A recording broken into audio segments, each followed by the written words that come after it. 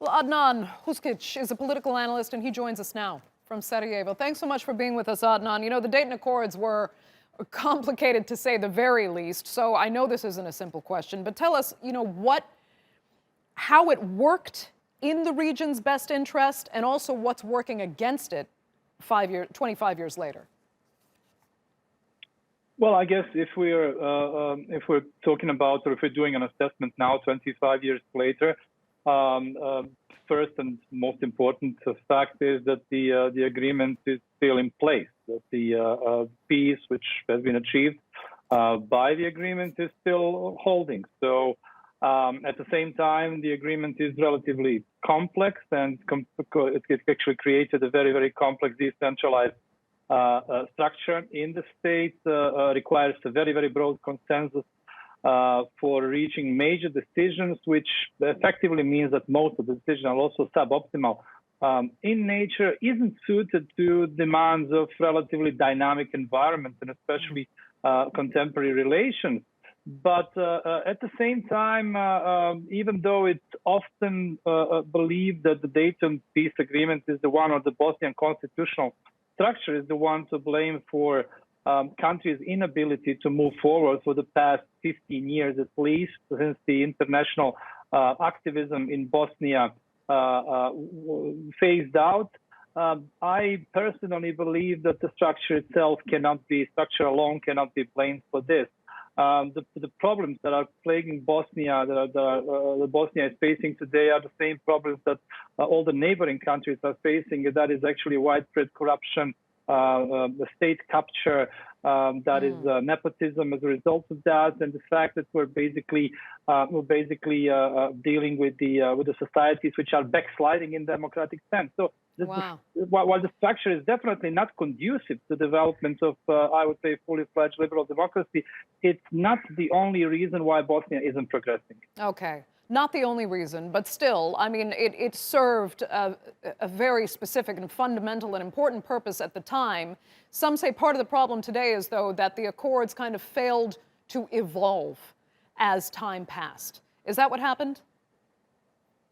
Well, I mean, we are in the situation where I believe that perhaps in 2006 there was the first major attempt to revise the constitution, so-called April package. And this is the time when both the regional and the global balance of power looked markedly different than it is today. It was still a relatively coherent and present Western presence in Bosnia that pushed this initiative forward. There was a relatively broad level of consensus among the major political actors in Bosnia when it comes to this. And since then, since the failure of the April package, basically we are in the situation where any attempt at revising constitution would require reconciling now diametrically opposed positions of the major three ethnic groups, at least their political elites, which are always part of the major coalition, ruling coalition. And there is definitely no consensus on an international level. The roles that certain countries played back in the 90s are now completely different. I would say that the regional situation and the regional setup is also different, which means that we are now much further than any possibility than any time in our past to be able to change the constitution by the agreement or through the agreement of the three ethnic groups. This is relatively distant prospect, even though it's being debated constantly. Right. So I mean, it does sound somewhat, I don't want to say chaotic, that sounds like an overstatement, but there are some very serious problems. What do you think, if you could just form better governance based on less corruption and then more coherence between various governing parties, would that root out most of the kind of chaos you're seeing now?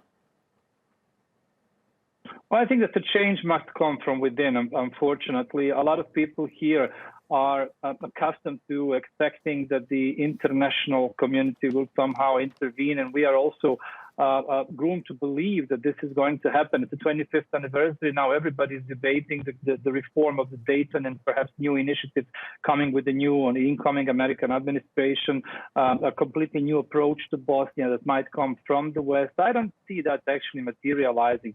In all honesty, what I believe is that, Bosnia has to undergo a very slow and incremental process of internal readjustment and the democratic consolidation.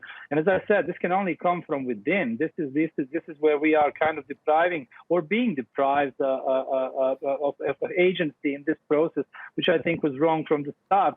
But at the same time, people are not really happy when you say to them that the change might come, but it will take a lot of time for things to adjust, and it must happen through our own volition, through our own efforts. And this is not a message people want to hear. That's why they are much more susceptible to these kind of messages that, things will happen all of a sudden. Somebody will come, offer a solution that will change the situation completely. So it's basically a very much an uphill struggle, even here domestically, to explain to people that we need to fight for our democracy and for our country from within, with our own efforts, because we are left to our own devices.